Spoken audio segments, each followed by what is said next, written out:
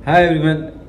मैं डॉक्टर कफील खान बोल रहा हूँ, निलंबित प्रवक्ता BRD medical college Gorakhpur, suspended lecturer BRD medical college Gorakhpur, Uttar Pradesh, India से।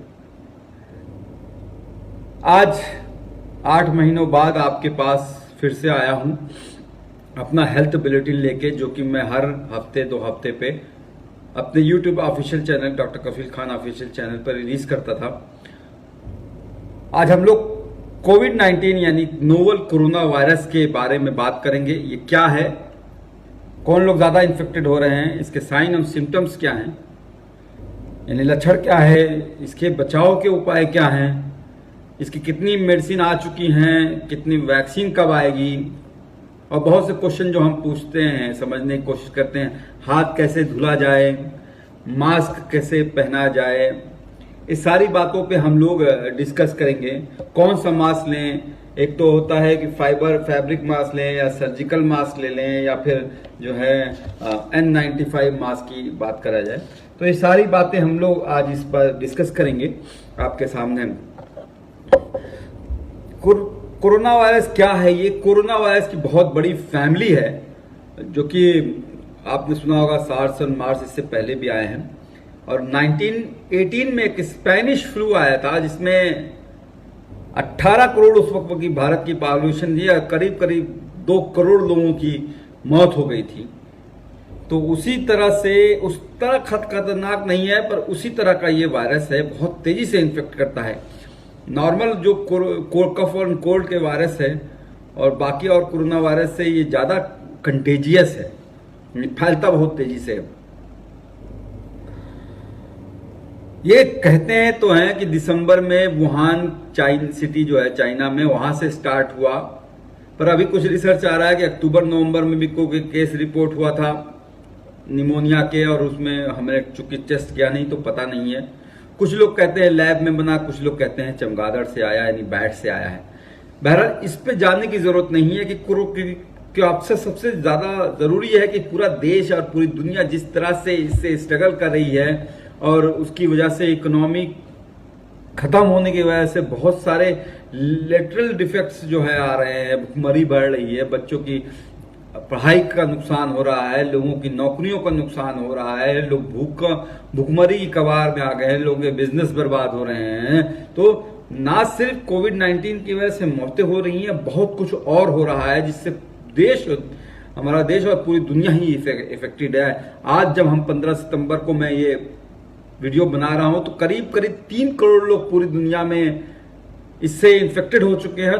10 लाख के करीब लोगों की मौतें हो चुकी हैं, और भारत में ही करीब करीब 50 लाख लोग जो है इन्फेक्टेड हो चुके हैं, और उसमें से समझ लीजिए कि 80,000 लोगों की मौतें हो चुकी हैं। तो ये तो आंकड़े हैं जिनके टेस्ट हुए और मरे हैं।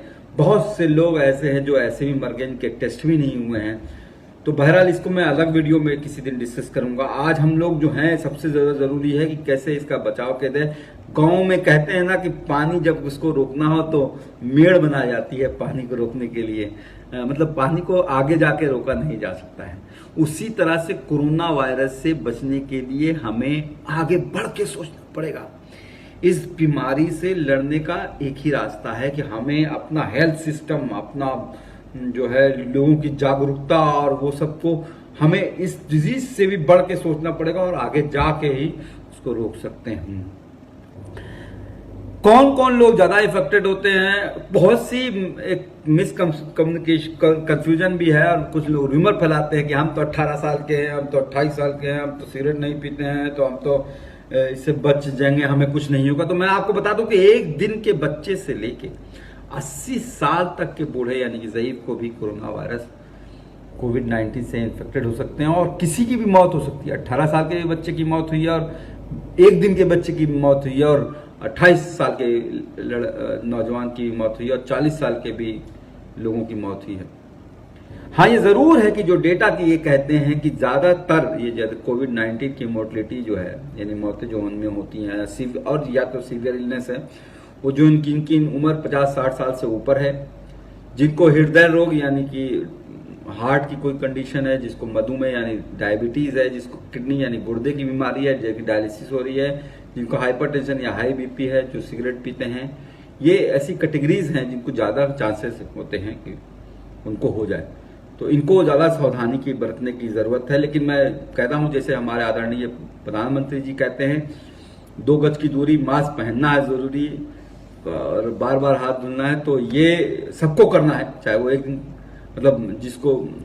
कोई भी इससे बचा नहीं जा सकता है जब तक कोई मेडिसिन या वैक्सीन ना आ जाए।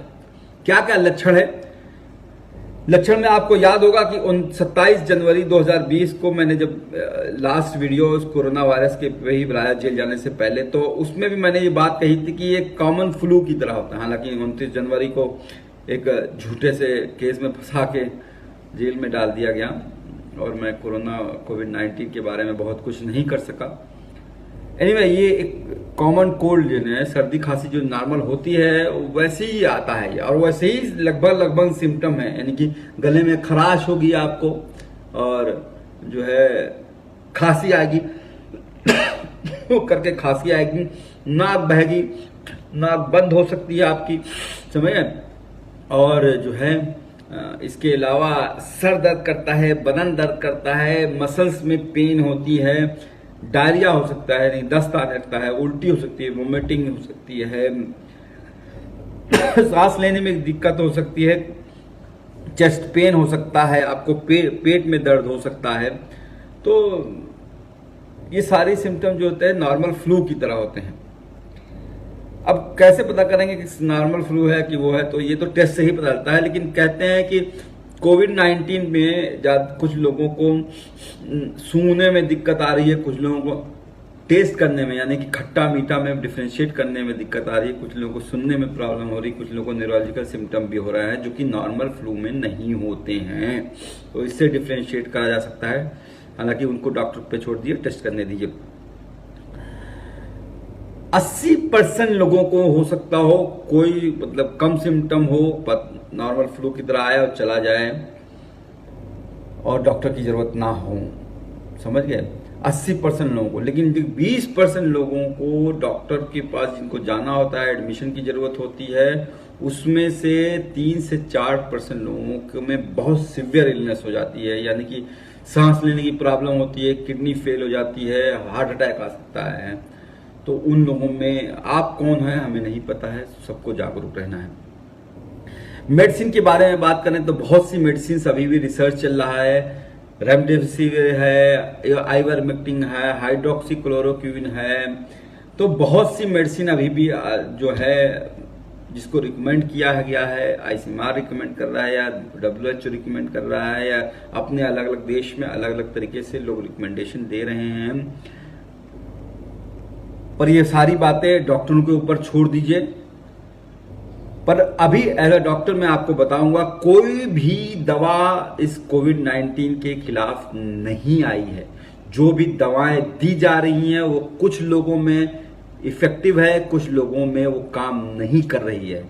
जैसे कि आपने सुना होगा कि प्लाज्मा जो डोनेट कर रहे हैं लोग, जिनको कोविड-19 से ठीक हो गए हैं, वो अपना प्लाज्मा दे सकते हैं। और वो प्लाज्मा जिसमें कोविड-19 की वजह से सिवियर बीमारी, यानी कि सांस लेने पर वेंटिलेटर पर चले जा रहे हैं, तो उनको दिया जा रहा है। तो उनमें कुछ लोग ठीक हो रहे हैं प्लाज्मा देने के बाद भी, और कुछ लोग नहीं ठीक हो, कुछ असर नहीं हो रहा है। तो अभी ये सारे सब कुछ रिसर्च स्टेज पे है।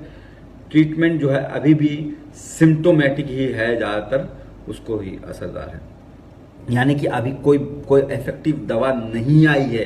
जो सारी दवाएं हैं वो सब मैंने आपको उस वीडियो में भी जो बताया था कि जो 27 जनवरी 2020 को बनाया था कि पैरासीटामॉल बुखार के लिए ले लीजिए, बाकी सर्दी के लिए आप सिट्रिजिन वगैरह जो लेते हैं वो ले सकते हैं। लेकिन आप कोई भी सीवियर सिम्टम हो, यानी कि सांस फूलने लग रही हो, बुखार आपका तेज है, 3 दिन हो गया, 4 दिन हो गया, बुखार उतर ही नहीं रहा है, 102 103 हो गया है, क्योंकि डेंगू में भी, मलेरिया में भी बुखार हो ही सकता है। तो और दूसरे जो है आपका जो कहते हैं पल्स ऑक्सीमीटर में देख लें सैचुरेशन, यानी कि आपके अंदर ऑक्सीजन का लेवल क्या है सैचुरेशन का, जो कि 98, 99, 100 होता है।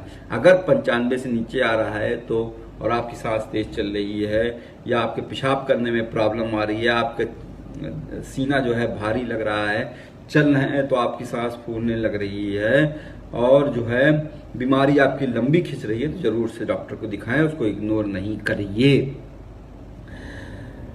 वैक्सीन जो है, अभी आपने सुना होगा कि रशिया ने कैसे क्लेम किया है कि उन्होंने वैक्सीन बना ली है, स्पुतनिक जो है क्लेम कर रहे हैं, पर अपने देश में उन्होंने लागू भी कर दिया है। और पर सबसे ज़्यादा जो वैक्सीन इस वक्त होड़ में है वो ब्रिटेन की एस्ट्राजेनेका की है, जो कि हमारे देश में सीरम इंस्टीट्यूट ऑफ इंडिया ने भी ट्रायल स्टार्ट कर दिया है। वैक्सीन की बनाने का वो जो प्रोसेस होता है या कोई भी दवा का, वो क्लिनिकल ट्रायल के स्टेज 1, 2, 3, 4 में, मतलब 4 स्टेजेस करीब करीब हैं, तब तक उसके बाद ही देश के लोगों को या किसी भी नॉर्मल लोगों को दी जाती है। पर तो अभी कई वैक्सीन क्लिनिकल स्टेज 3 में है, कई 2 में है, कई 1 में है। इंडिया भी रिसर्च कर रहा है और इंडिया भी जो है स्टेज 2 और कई वैक्सीन 2 में 3 में पहुंच रही है। पर ये बता दूं, वैक्सीन मुझे लगता है कि अभी 1 साल लगेंगे वैक्सीन आने में, और अगर आ भी गई वैक्सीन कोई भी तो 1 साल बाद भी, तो उसको कॉमन मैन, जनरल पॉपुलेशन तक पहुंचने में, और खासकर जब गरीब और तबका है जो, और सबको मिलने में, जैसा कि अभी आधार पूना वाला जो सीरम इंस्टीट्यूट ऑफ इंडिया के हेड हैं, उन्होंने कहा कि 2024 हो जाएगा जो नॉर्मल लोगों तक, क्योंकि पूरी दुनिया के लोगों को वैक्सीन की जरूरत होगी। और चूंकि आप देख रहे हो कि देश और दुनिया की ये हालत है कि अमीरों का जिस तरह से राज होता जा रहा है, तो पहले लोगों को मिलेगा, बड़े लोगों को, फिर उसके बाद धीरे धीरे गरीबों में आएगी। तो वैक्सीन जो है अभी बहुत टाइम है और आप तक पहुंचते पहुंचते शायद 4-5 साल लग जाए।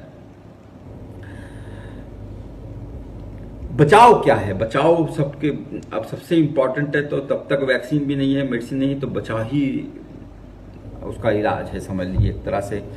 तो बचाव सबसे इंपॉर्टेंट ये बता दूं कि जिसको कोई भी लक्षण नहीं है, यानी कि बुखार भी नहीं आया है, सर्दी खांसी भी नहीं है, उसको भी कोविड-19 हो सकता है, जिसको हम एसिम्प्टोमेटिक कहते हैं।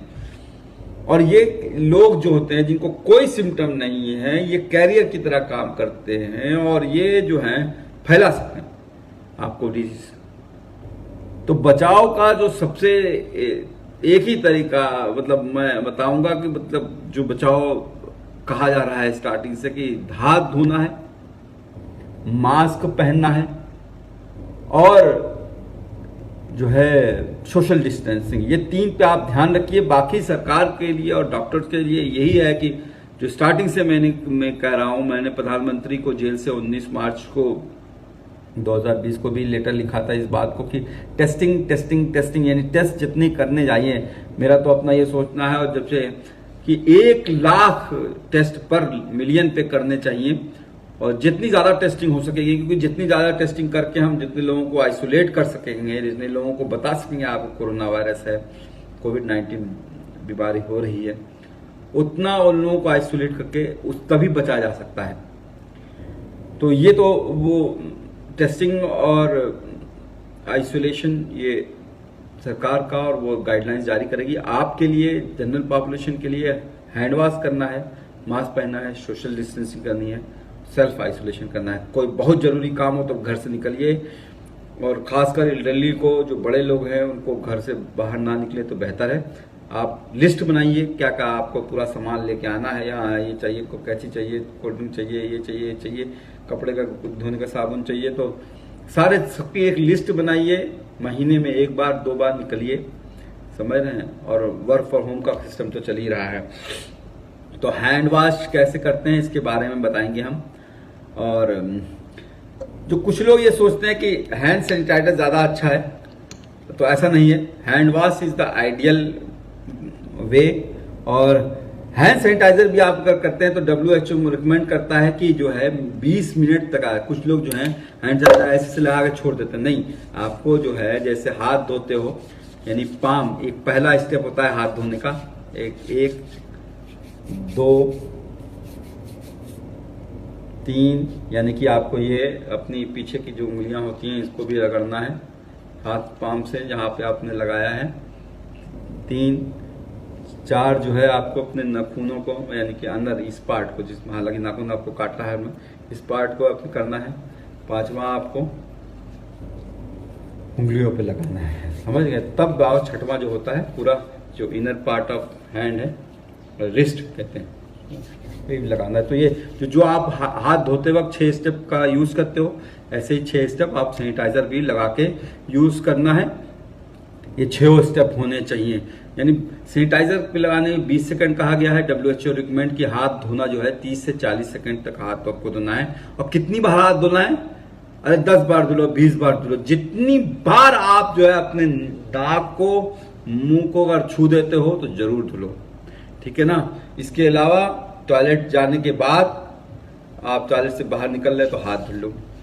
कुछ भी खाओ उस वक्त हाथ धुलो, कुछ भी खाने के बाद हाथ धुलो। तो हाथ आप हर बार धुलो। ये तो हाथ धोने के बाद है। मास्क की बात करें तो 3 तरह के मास्क आते हैं, जो इसको ट्रिपल लेयर फैब्रिक मास्क कहते हैं। ये घर पे ही बनाया जा सकता है। इसमें जो आउटर लेयर होती है, एक इनर लेयर होती है, और इसके अंदर फिल्टर डाला जाता है। ये घर पे बनाया जा सकता है। मास्क जो होता है ये घर पे, ये कॉमन लोगों के लिए, मेडिकल लोगों के लिए नहीं है। और ना ही जिन लोगों का मैंने बताया कि जो कोमार्बिडिटीज, अगर आप कोई पहले से कोई बीमारी है तो सबसे बेटर होता है कि वो N95 जो उसको मास्क है उसको यूज करें। मैं उसके बारे में बताऊंगा अभी, जो मेडिकल के लोग हैं। आप भी अगर N95 यूज करना चाहें तो यूज कर सकते हैं। तो नाक, मुंह और चिन तीनों कवर होना चाहिए, समझ गए। और हमेशा जो है आपको मास्क को उसके स्ट्रैप से पकड़ना है, कभी भी बीच से छूना भी नहीं है। आपको निकालना है, स्ट्रैप से पकड़ना है, मास्क को लगा लेना है।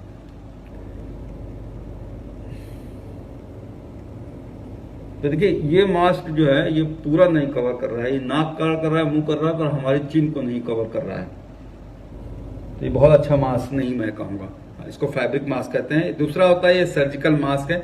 हमेशा आइडेंटिफाई कीजिए कौन सा ऊपर का एरिया है, कौन सा नीचे का एरिया है। आपको बहुत से मास्क आते हैं, अभी दिखाऊंगा, जिसे N95 में जिसमें मेटल होता है, नाक पे से दबा दिया जाता है, वो मास्क सही होता है।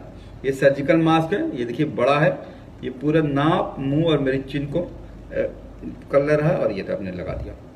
तो स्टेप क्या है मास्क पहनने का? स्टेप ये है कि सबसे पहले आप हाथ धुलोगे या सैनिटाइजर लगा लोगे, ठीक है।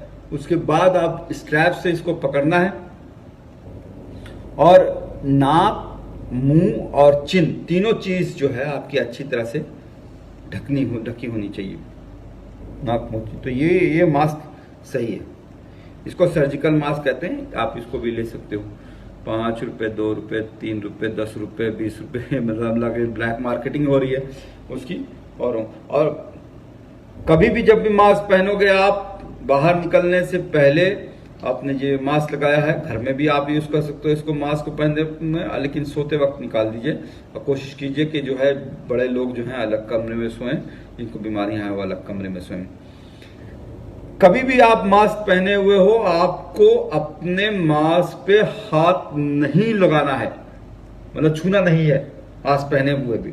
तो अगर आपको लगता है कि आपने छू दिया मास्क को, तो आप फौरन हाथ धुलिए, या सैनिटाइजर का अपने साथ छोटा सा सैनिटाइजर लेके चलिए, तो आप इसको यूज कर सकते हैं, या तो फिर हाथ धुलने चले जाइए। ये तो हुआ मास्क पहनने का, सबसे अवॉइड कीजिए। अगर मान लीजिए छू लिया है तो फौरन हाथ धुलिए।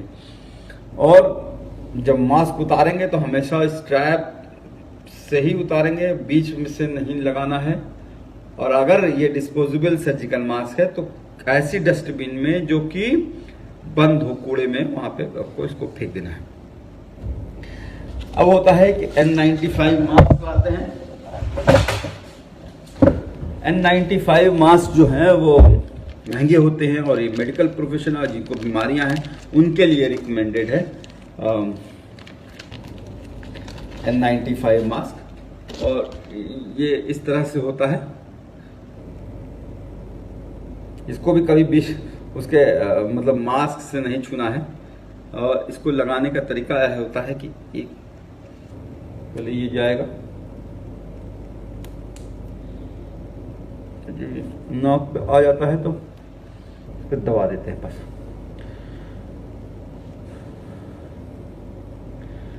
N95 मास्क या सर्जिकल मास्क को जो है वो ज़्यादातर डिस्पोजेबल होते हैं, और उनको जो है यूज़ करने के बाद आप फेंक सकते हैं, फेंक दिया जाता है। यूज जाती कुछ ये कर सकते हैं कि उसको सैनिटाइज करके उसको इसके अलावा जो घर पे बने हुए मास्क, जो फैब्रिक वाले मास्क होते हैं, इसको भी उतारते वक्त हमेशा स्ट्रैप लगाना है। हमेशा याद रखना है कभी भी जो है हाथ नहीं लगाना है, मास्क पे हाथ लग जाए तो उसको धुल देना है अपने हाथ को। इसके अलावा जो डिस्पोजेबल मतलब कुछ मास्क ऐसे होते हैं जिनको आप दोबारा यूज कर सकते हैं, तो चाहे तो आप घर पे लाके याद रखिएगा कि किसी भी ट्रांसपेरेंट स्टेराइल पॉलीथीन में इस तरह से बंद करिए और रख दीजिए। अगर वो फैब्रिक वाले मास्क हैं तो उसको भी आप स्ट्रैप से पकड़ के, मतलब जैसे आपने उतारा है, ये पहना मैंने, ये उतारा, ऐसे ही स्ट्रैप से पकड़ के आप प्लास्टिक के अंदर डाल दीजिए। ये रहे कि जेब में डाल दिया आपने, कपड़े में रखा रह गया, तो उसके इन्फेक्शन के चांस ज़्यादा रहेंगे। तो ये मास्क केयरफुली आप रख सकते हो।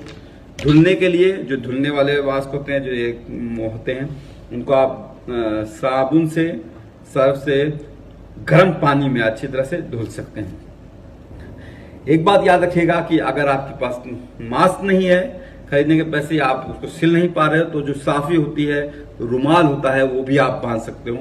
3 लेयर बना लो, अपने हाथ से बना लो, समझ गए। साफी यानी कि रुमाल भी आप जो है अपने पर, अगर नहीं है तो ये मास्क करके इसको भी आप यूज कर सकते हो। सोशल डिस्टेंसिंग के बारे में बता चुका हूं। 1 फीट 2 फीट की दूरी बना के रखिए। घर में भी कोशिश कीजिए सब लोग अलग अलग कमरे में, अगर भाई ये तो पॉसिबल नहीं है, अब सारे भारतीयों के लिए, खासकर जहां पे झुग्गी झोपड़ी और बहुत कंजेस्टेड एरिया में रहते हैं, तो कोशिश करिए कि सोशल डिस्टेंसिंग बनाइए। और सबसे ज्यादा जरूरी है कि मास्क पहन के ही मार्केट और उसमें जाइए। नाउ जो आप बाहर निकलते हो, तो आप कहीं भी खरीदने जा रहे हो, तो जैसा कि सरकार ने गाइडलाइंस जारी की है, लॉकडाउन खत्म हो गया है, तो आपका थर्मल स्कैन होता है जिससे आपको टेम्परेचर नाप दिया जाता है। तो मैंने ये भी बार कह रहा हूँ कि 80% लोगों को हो सकता है बुखार आए ही ना, समझ रहे ना, तो ये पता ही नहीं चलेगा थर्मल स्कैन से।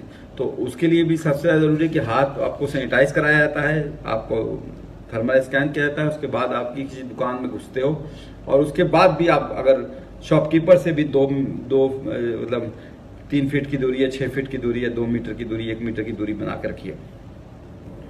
पल्स ऑक्सीमीटर सबको अवेलेबल नहीं हो सकता है सारे हर आदमी के पास, और जिनको आप खरीद सकते हो तो वो खरीद सकते हैं।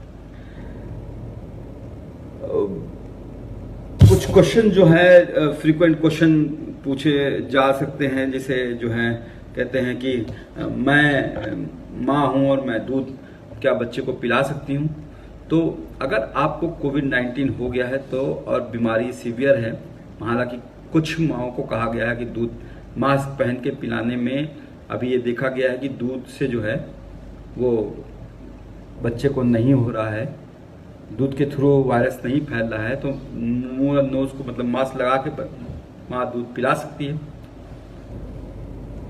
पर मेरा ये कहना है कि India's best NEET institute now in Hyderabad. Shaheen Group of Institutions presents the leading institution for its achievement in NEET results. Hygienic, clean and disciplined smart campus for boys and girls separately.